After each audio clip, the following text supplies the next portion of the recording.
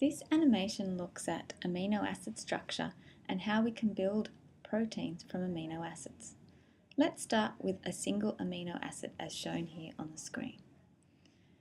There's different components that you need to know about amino acids, the first of which is the amino terminal.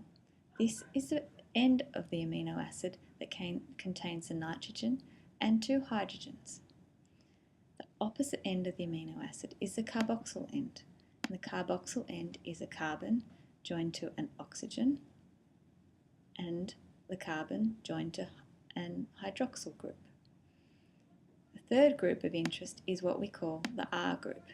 Now, depending on which amino acid you are looking at will depend on what sequence of molecules you have attached here at the R group. Now, in order to make a protein, we need to join amino acids together. So let's get two amino acids here. What you do in order to create a peptide bond between two amino acids is you need to remove some hydrogens and an oxygen.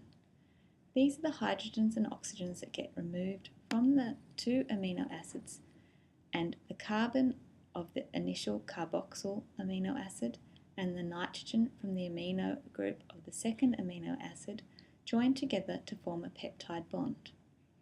The hydrogens and oxygen that were removed is another way of saying water. So we've actually removed water from these two amino acids to create a peptide bond between two amino acids. We're on our way to building a protein. So now let's look at the amino acids as units, joined by a peptide bond. And how are we going to make our protein? Well, it's as simple as actually just continuing joining amino acids one after the other.